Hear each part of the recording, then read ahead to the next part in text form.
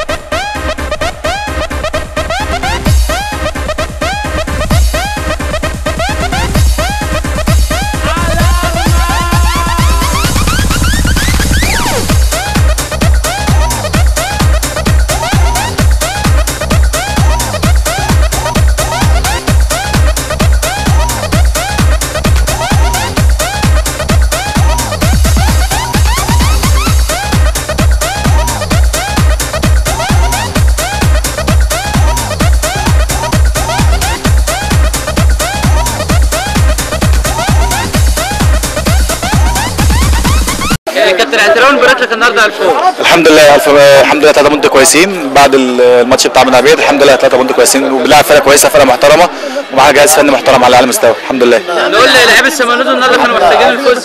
اكيد بعد الخساره الماتش اللي فات ما لعبنا لازم كنا محتاجين الفوز النهارده. الحمد لله. مبروك يا كابتن. الله يبارك فيك. مدرب فرقه كفر الشيخ، يعني بقول لك النهارده هارد لك على الاداء والنتيجه. لا الله يخليك كابتن، والله النتيجة كانت لصالح سمنود واحنا بنبارك لهم، واحنا برضو قدنا كويس، وهي النتيجة الجون اللي احرزناه والجون اللي جه فينا بعديه على طول هو قلب الماتش، واللاعيبة كانت بتاعتنا خبراتها قليلة شوية، بس اللاعيبة أدت اللي عليها يعني. كابتن أسامة، بداية موفقة جدا لفريق كفر الشيخ في بداية المشوار، ثم هبوط ومنحدر فظيع في المؤشر للنتائج والأداء. والله قابلنا بنعاني من حالات طرد زي اللي انت شفتها حضرتك، وفي اصابات لعيبه، وفي لعيبه سنها يعني لسه بادئه في اللعب وتخش ماتشات، وقله الخبره برضو بالنسبه للعيبه. خبرات بتفرق معانا برضو، لان الفرقه في حاله احلال وتجديد، وربنا وفقنا على الماتشات الجايه باذن الله. يعني هنرجع كابتن ايهاب جلال اللي بيعتمد على اساس الاحلال والتجديد لبناء الفرقه، ولا ان الفرقه بس تبقى متواجده وفي سبيل ان هو يكون فرقه في الموسم الجاي ان شاء الله؟ هو الكابتن ايهاب بيعمل احلال وتجديد للفرقه، وبحيث يعمل فرقه لكفر الشيخ باذن الله تبقى متواجده. برضو كنا الكابتن كان بيحس الفرقه على ان احنا ننافس، بس ظروف الماتشات واللي بيحصل في الماتشات بيفرق معانا، بس احنا هدفنا الاكبر ان احنا نعمل فرقه باذن الله، بحيث السنه الجايه ننافس باذن الله. كابتن اسامه، اخر حاجه يعني اقول لك، الماتش الجاي ان شاء الله مع مين؟ مع طنطا باذن الله. على ملعب كفر الشيخ ولا في طنطا؟ لا، في بيلا عندنا في كفر الشيخ. كفر الشيخ. بالتوفيق ان شاء الله يا كابتن اسامه، وبالتوفيق ان شاء الله لفرقه كفر الشيخ والجهاز الفني كله. حسن طه نجم فرقه سمنود النهارده، يعني اقول لك انت الفرقه مش الحصان الاسود، ده انت الحصان الاسود في الملعب. اداء متميز طول المباراه، وفوز ب 3 بونت و3-1 نتيجه يعني ريحت فرقه سمنود النهارده. الحمد لله الاول عن الاداء، وتاني حاجه عن النتيجه. الحمد لله مش انا الحصان الاسود، لا ده الفرقه كلها طول الموسم ده والموسم اللي فات والموسم اللي قبله. الحمد لله يعني احنا بنعرف الناس ان سمنود هي سمنود بقى لها 3 سنين، مش عشان خسرنا الماتش اللي فات من بني عبيد يبقى احنا وحشين، لا هي كظروف ماتش. والحمد لله انا بوعد الناس ان شاء الله اللي جاي احسن، الماتشات اللي جايه احسن ان شاء الله. احنا مركزين برضو ان احنا في ال3 الاوائل باذن الله عشان نوصل الترقي باذن الله. يعني عايز اقول لك طول ما احنا موجودين معاكم بعد توفيق ربنا بتكسبوا، واحنا موجودين كسبتوا ماتش طنطا وكسبتوا ماتش النهارده، احنا غبنا عنكم ماتش بني عبيد خسرته، يعني احنا ايه بقى يعني نجي لكم كل ماتش ولا ايه؟ يا ريت والله، انتم مشرفينا والله، انتم مشرفينا، ويا ريت تبقوا موجودين معانا كل ماتش عشان ربنا يكرمنا ان شاء الله ونصعد للترقي من خلال القناه الجميله دي. كابتن حسن، قول لي برضه، نرجع لماتش طنطا، اداء كويس وخطف يعني 3 نقاط غاليه جدا جدا جدا لفرقه سمنود على طنطا، ثم هزيمه من بني عبيد مفاجاه. ايه اللي حصل في ماتش بني عبيد؟ والحمد لله على النتيجه بتاع ربنا. ماتش طنطا الفرقه كلها كانوا رجاله. الماتش الثاني كان عندنا اصابات كتير، كان عندنا ناس ايقافات كتيره اثرت على الفرقه طبعا. احنا تيم الحمد لله من السنه اللي فاتت فواحد بس او 2 بيطلعوا بيأثروا على الفرقه، فده اللي مخلينا ماشيين كويس الحمد لله من السنه اللي فاتت ومن السنه اللي قبلها الحمد لله يعني. مباراه قادمه مع شربين، وشربين ماتش اتأجل النهارده مع المنصوره لدواعي امنيه كان على سن المنصوره. مباراه قويه جدا مع شربين، وشربين طبعا في موقف لا تحسد عليه، مباراه صعبه. ايه الاستعداد ان شاء الله كابتن حسن طه؟ ان شاء الله احنا من النهارده خلاص احنا بنفرح النهارده، بعد النهارده خلاص بننسى الماتش ده عشان ما نعملش زي ماتش طنطا، بنركز في الماتش الجاي ان شاء الله، عشان الماتش الجاي هو الفرصه اللي هيدينا الامل ان احنا نوصل ترقي باذن الله عشان نكسب بره ملعبنا. كابتن حسن بنشكرك وتوفيق ان شاء الله.